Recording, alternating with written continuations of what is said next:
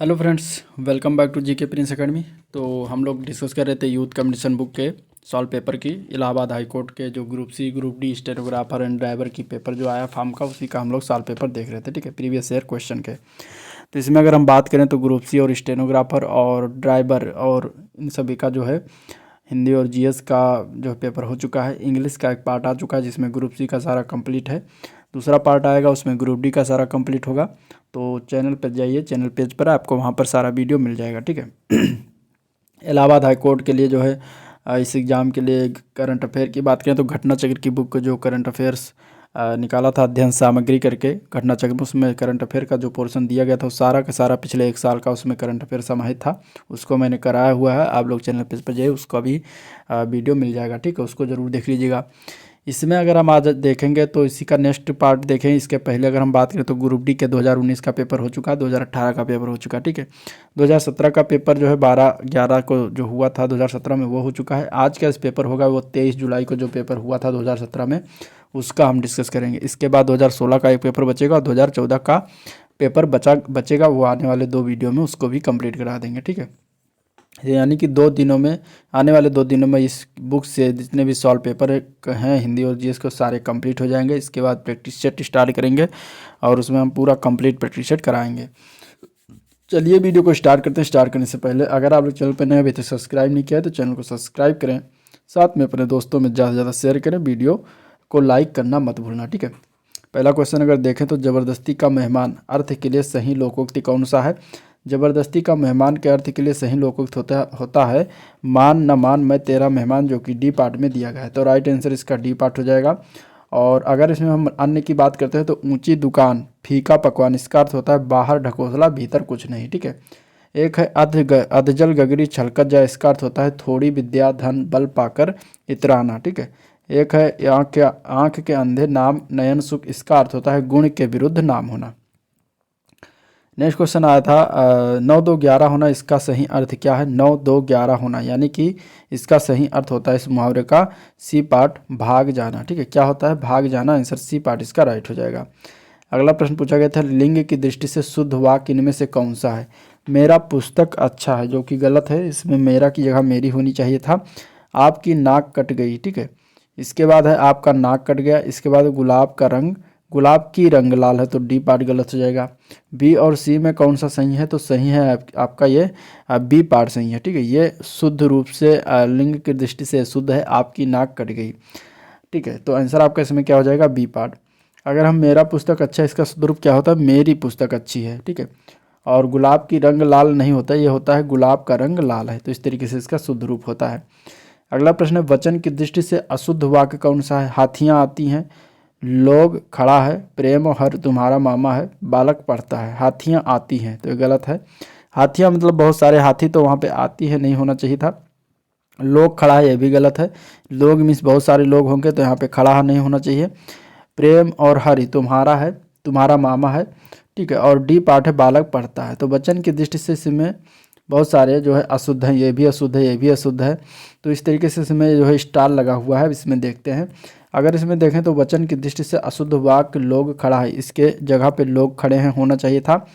और नेक्स्ट अगर देखें तो प्रेम और हरि तुम्हारा मामा है की जगह शुद्ध वाक्य की बात करेंगे तो प्रेम और हरि तुम्हारे मामा है यहाँ पे होना चाहिए। तो इस तरीके से यहाँ पे और यहाँ पे दोनों में वचन की दृष्टि से अशुद्धि है और अशुद्धि पूछा गया था, इसलिए 2 पार्ट इसमें सही हो जाएगा। ठीक है, नेक्स्ट क्वेश्चन देखते हैं। अगला प्रश्न है नौकर ने दरवाजा खोला, वाक्य के लिए रेखांकित पद में कौन सा कारक है, यानी कि रेखांकित पद इसमें दिया गया है नौकर ने, यहाँ पे कौन सा कारक है। कारक की बात करेंगे तो इसमें कर्ता कारक हो जाएगी, क्योंकि कर्ता कारक का परसर क्या होता है ने होता है, कर्ता ने कर्म को। ठीक है, ये आपने पढ़ा होगा, तो नहीं पढ़ा तो इसको देख लीजिएगा। कर्ता का परसर्ग होता है ने, और यहाँ पे ने आ रहा है इसलिए यहाँ पे कर्ता कारक हो जाएगा। ठीक है, नेक्स्ट क्वेश्चन है निम्नलिखित में से कौन सा वाक्य जो है भूतकाल का वाक्य है, ये बताना है। चिट्ठियाँ भेजी जाती हैं, चिट्ठी भेजी गई है, चिट्ठी भेजी गई, चिट्ठी भेजी जाएगी, इसमें से कौन सा भूतकाल यानी पास्ट इंडेफिनिट पूछा गया है। तो इसका अगर हम आंसर की बात करें तो सी पार्ट हो जाएगा, चिट्ठी भेजी गई, ये जो है पास्ट टेंस में है यानी भूतकाल में है। जिससे क्रिया की समाप्ति का बोध होता है उसे भूतकाल कहा जाता है, जैसे मैंने खाया, तुम किताब पढ़ रहे थे, ये सब पास्ट टेंस में दिया गया है। ठीक है, नेक्स्ट क्वेश्चन है किस वाक्य में वर्तनी संबंधी अशुद्धि है। ये उच्च कोटि का ग्रंथ है। बच्चों को मेरा आशीर्वाद देना, आशीर्वाद देखिए यहाँ पर गलत लिखा हुआ है, तो यही आपका आंसर हो जाएगा बी पार्ट, ठीक है, क्योंकि हमें अशुद्धि वाला बताना था। मैं आपसे क्षमा चाहता हूँ, यह पत्र गोपनीय है, तो आपका आंसर क्या हो जाएगा, इसमें बी पार्ट राइट हो जाएगा। आशीर्वाद जो लिखा हुआ है गलत है, आशीर्वाद इस तरीके से ना लिखकर इस तरीके से लिखा जाता है। नेक्स्ट क्वेश्चन है निम्न में से कौन सा शब्द अनेकार्थी है। इसमें से अगर देखा जाए तो अर्थ जो दिया गया है ए पार्ट, इसके अनेक अर्थ होते हैं। इसका अर्थ का मतलब धन होता है, एक अर्थ का मतलब अभिप्राय होता है, एक अर्थ का मतलब इंद्रिय विषयक होता है, एक अर्थ का मतलब होता है। तो इसलिए अनेकार्थी शब्द में अगर देखा जाए तो अर्थ के अनेक अर्थ होते हैं, तो आपका आंसर ए पार्ट हो जाएगा। नेक्स्ट क्वेश्चन है जिसे भय नहीं है, उसके लिए वाक्यांश के लिए एक शब्द क्या होता है, तो जिसे भय नहीं उसको कहते हैं निर्भय, आंसर डी पार्ट राइट हो जाएगा, ठीक है।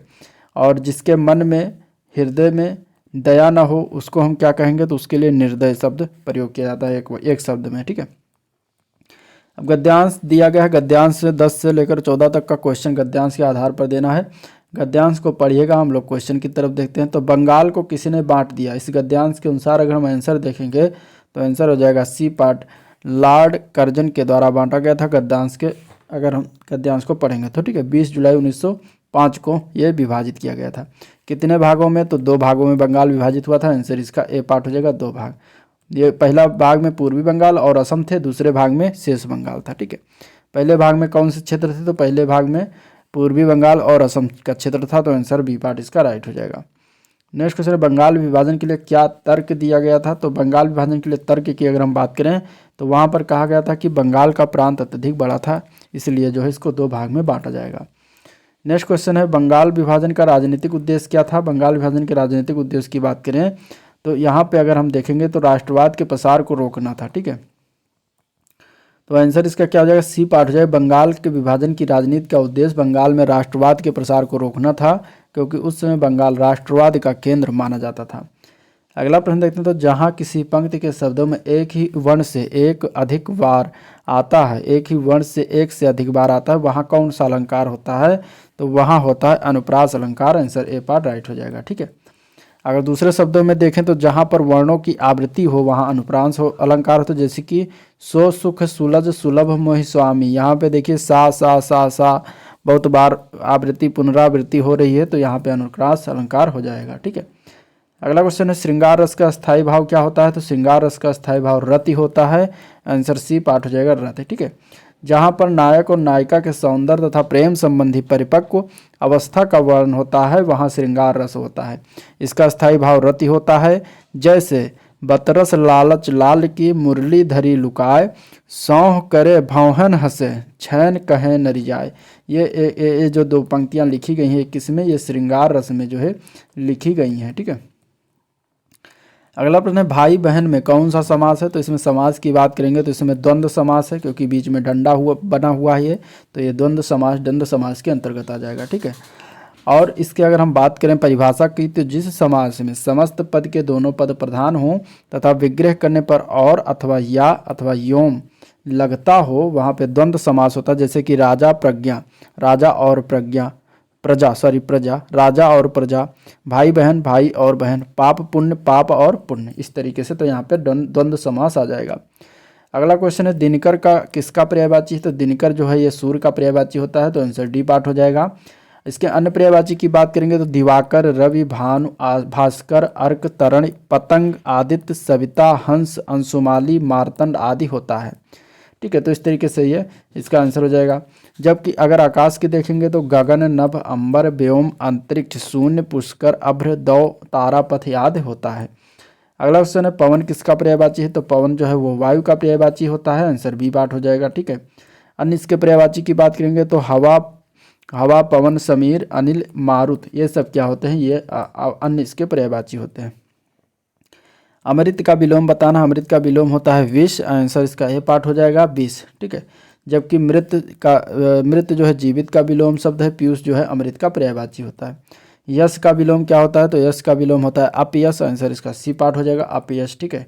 जबकि हान लाभ का विलोम होता है, अपमान जो है मान का विलोम, और दुर्भाग्य जो है भाग्य का विलोम होता है। कौन सा शब्द इसमें से तद्भव है। पिता, आज्ञा, किसान, अग्नि। अगर हम तद्भव की बात करेंगे तो दिए गए ऑप्शन में पिता, किसान, ये दोनों शब्द तद्भव हैं, ठीक है। इसका तत्सम होता है पितृ और कृषक। तो इस तरीके से यहाँ पे 2 ऑप्शन आपके सही हो जाएंगे, इसलिए यहाँ पे स्टार लगा दिया गया है। और इसमें अग्नि जो है एक तत्सम शब्द है, जिसका तद्भव क्या होता है, आग होता है। अगला क्वेश्चन बताना है कौन सा शब्द जो है तत्सम है इनमें से। तत्सम की अगर हम बात करेंगे तो इसमें ए पार्ट जो दिया गया है वायु, वायु शब्द जो है ये तत्सम है, ठीक है। वायु क्या है, तत्सम है, जबकि खेत आग कान ये तद्भव है। इनके तत्सम की बात करेंगे तो क्षेत्र हो जाएगा, आग का अग्नि होता, कान का कर्ण होता है। नेक्स्ट क्वेश्चन है महाशय का संधि विच्छेद करिए। महाशय का संधि विच्छेद करेंगे तो महा प्लस आशय, इसका संधि विच्छेद हो जाएगा, जो कि बी पार्ट में दिया गया है। राइट आंसर इसका बी पार्ट सही हो जाएगा, ठीक है। और एक किस संधि का उदाहरण है, तो इस दीर्घ स्वर संधि का उदाहरण है। आंसर आपका इसमें बी पार्ट हो जाएगा। अगला क्वेश्चन देखते हैं, तो जिसके आने की तिथि ज्ञात ना हो उसके लिए एक शब्द क्या होता है, तो उसको कहते हैं अतिथि। आंसर इसका सी पार्ट राइट हो जाएगा, ठीक है। और जो ज्ञात ना हो उसे अज्ञात कहते हैं, जिसके होने या घटित होने की तिथि निश्चित ना हो उसे अनहोनी कहते हैं। नेक्स्ट क्वेश्चन अगर हम देखते हैं इसमें, तो ये था मतलब 25 क्वेश्चन। अब हम देखेंगे, तो पहला क्वेश्चन अगर जीएस के देखें तो एक चिकित्सीय उपकरण एंडोस्कोप किसके सिद्धांत पर कार्य करता है, तो एंडोस्कोप जो होता है ये कार्य करता है संपूर्ण आंतरिक परावर्तन के सिद्धांत पर। तो इसका आंसर जो होगा वो क्या हो जाएगा, सी पार्ट कम हो जाएगा, संपूर्ण आंतरिक परावर्तन, ठीक है। चिकित्सीय उपकरण एंडोस्कोप संपूर्ण आंतरिक परावर्तन के सिद्धांत पर काम करता है। जब आपतन कोण क्रांतिक कोण से ज़्यादा होता है तो आपतित किरणें दूसरे माध्यम में न जाकर उसी माध्यम में परावर्तित हो जाती हैं, और उस माध्यम को प्रकाश का पूर्ण आंतरिक परावर्तन कहते हैं। जैसे कि हीरे का चमकना जो है ये संपूर्ण आंतरिक परावर्तन के कारण होता है। जल में पड़ी परख नली का चमकना, कांच में जो है पड़ी दरार का चमकना, रेगिस्तान में मरीचिका का उत्पन्न होना। ये चारों ऑप्शन, ये चारों उदाहरण जो है याद रखिएगा, क्योंकि ये पूछा जा सकता है, ठीक है। नेक्स्ट क्वेश्चन करंट अफेयर से आया था, 2017 का पेपर है, तो 2017 का करंट अफेयर पूछा गया था। किस टीम ने आईपीएल 2017 का क्रिकेट कप जीता है, तो उस समय जो 2017 की बात करेंगे तो जीता था मुंबई इंडियंस। लेकिन अब हमें याद रखना है 2022 का जो जीता गया वो गुजरात टाइटंस ने जीता है, राजस्थान को हराकर जीता है, 7 विकेट से हराया था, याद रखिएगा, ठीक है। नेक्स्ट क्वेश्चन आया था करंट अफेयर से ही कि 64वें राष्ट्रीय फिल्म फेयर पुरस्कार में सर्वश्रेष्ठ सहायक अभिनेत्री किसको चुना गया था, तो उस समय जायरा वसीम को चुना गया था 2016-17 में। तो आपका आंसर सी पार्ट हो जाएगा। लेकिन इस समय अगर हम देखेंगे तो याद रखना है हमें 2000 जो है 66वें राष्ट्रीय फिल्म पुरस्कार जो 2019 में दिया गया है उसको याद रखिए, सर्वश्रेष्ठ अभिनेता विकी कौशल। लेकिन ये 2019 नहीं, आप लोग लेटेस्ट देख लीजिएगा इसका, ठीक है। नेक्स्ट क्वेश्चन है कौन सा लोक नृत्य जो है पंजाब पश्चिम बंगाल से राज्य से संबंधित है, तो इसमें आंसर हो जाएगा छऊ नृत्य। छऊ नृत्य जो है ये लोक नृत्य है जो कि पश्चिम बंगाल से संबंधित है, आंसर बी पार्ट हो जाएगा, ठीक है। रऊफ नृत्य कश्मीर से संबंधित, घूमर राजस्थान से, रामलीला उत्तर प्रदेश से संबंधित है। अगला प्रश्न है निम्नलिखित में से चित्रकला के कौन से प्रकार की उत्पत्ति राजस्थान में हुई है, तो राजस्थान में इनमें से फाड़ जो चित्रकला है ये राजस्थान में उत्पत्ति हुई है, आंसर इसका बी पार्ट राइट हो जाएगा, ठीक है। नेक्स्ट क्वेश्चन है पुस्तक one life is not enough ये किसके द्वारा लिखी गई है, तो ये लिखा गया नटवर सिंह के द्वारा, आंसर इसका जो हो जाएगा वो सी पार्ट हो जाएगा, नटवर, ठीक है। ये भारत के पूर्व विदेश मंत्री थे नटवर सिंह, उनकी आत्मकथा है one life is not enough. Vinod Rai की पुस्तक है not just an accountant. Shashi Tharoor की पुस्तक है why I am a Hindu, the Hindu way, the paradoxical prime minister, ठीक है। इसके बाद अमीश त्रिपाठी की पुस्तक का नाम है Shiva trilogy, immortal India, Ramchandra series, ठीक है। नेक्स्ट क्वेश्चन देखते हैं, तो भारत में मौजूदा बंदरगाहों को आधुनिक विश्वस्तरीय बंदरगाहों में बदलने के लिए भारत सरकार द्वारा कौन सी परियोजना शुरू की गई है, तो ये भी 2017-18 में शुरुआत किया गया, 2015 में शुरुआत किया गया था, तो पूछा गया था करंट अफेयर्स में, तो आंसर बी पार्ट इसका राइट हो जाएगा, ठीक है। नेक्स्ट क्वेश्चन देखते हैं, तो भारत में किसको राष्ट्रीय विज्ञान दिवस के रूप में मनाया जाता है, किस दिन को, तो 28 फरवरी, याद रखिएगा, आंसर इसका जो होगा वो 28 फरवरी हो जाएगा, राष्ट्रीय विज्ञान दिवस, ठीक है। कब मनाया जाता है, 28 फरवरी को प्रतिवर्ष मनाया जाता है। 2022 की थीम याद रखिएगा, 28 फरवरी का जो है राष्ट्रीय विज्ञान दिवस के अवसर पर integrated approach in science and technology for sustainable future, ठीक है। और ये जो है मनाया जाता है भारतीय वैज्ञानिक सीवी रेमन को, रमन प्रभाव की खोज 1930 में इन्हें नोबेल पुरस्कार दिया गया था भौतिक का। रमन प्रभाव के महत्व को देखते हुए इसके आविष्कार की तिथि 28 फरवरी को प्रतिवर्ष राष्ट्रीय विज्ञान दिवस के रूप में मनाया जाता है। नेक्स्ट क्वेश्चन, अंतर्राष्ट्रीय टेस्ट क्रिकेट में 10,000 रन बनाने वाले पहले बल्लेबाज कौन थे, तो वो थे सुनील गावस्कर, आंसर इसका डी पार्ट राइट हो जाएगा। ठीक है। उन्होंने ये उपलब्धि जो 1987 में प्राप्त की थी। गावस्कर से पूर्व टेस्ट मैच में सर्वाधिक रन जो थे 8,032 रन थे वेस्ट इंडीज़ के क्रिकेटर गारा फेल्ड सोबर्स ने बनाए थे। ठीक है। वर्तमान समय में टेस्ट मैच में सर्वाधिक रन बनाने का रिकॉर्ड महान क्रिकेट खिलाड़ी सचिन तेंदुलकर के पास है 15,921 रन। ठीक है। जबकि ऑस्ट्रेलिया के पास पूर्व कप्तान रिकी पॉन्टिंग 13,378 रन बनाकर दूसरे स्थान पर है। नेक्स्ट क्वेश्चन आया था जनगणना 2011 के अनुसार निम्नलिखित में से भारत का कौन सा राज्य जो है सबसे कम आबादी वाला राज्य है? तो वो है Sikkim. Answer C part right हो जाएगा, सिक्किम। ठीक है। भारत में किसका जन्मदिन राष्ट्रीय युवा दिवस के रूप में मनाया जाता है? तो वो मनाया जाता है स्वामी विवेकानंद के जन्म दिवस को। आंसर इसका जो है बी, ए पार्ट राइट हो जाएगा। कब मनाया जाता है? तो 12 जनवरी को मनाया जाता है, ये भी याद रखिएगा। ठीक है। और राष्ट्रीय युवा दिवस के रूप में स्वामी विवेकानंद का जन्म 12 जनवरी 1863 को कोलकाता के कुलीन परिवार में हुआ था। विवेकानंद के गुरु रामकृष्ण परमहंस कलकत्ता के तारकेश्वर मंदिर में पुजारी थे। 1893 में अमेरिका के शिकागो शहर में जो है प्रथम विश्व धर्म सम्मेलन में स्वामी विवेकानंद ने भारत का प्रतिनिधित्व किया था।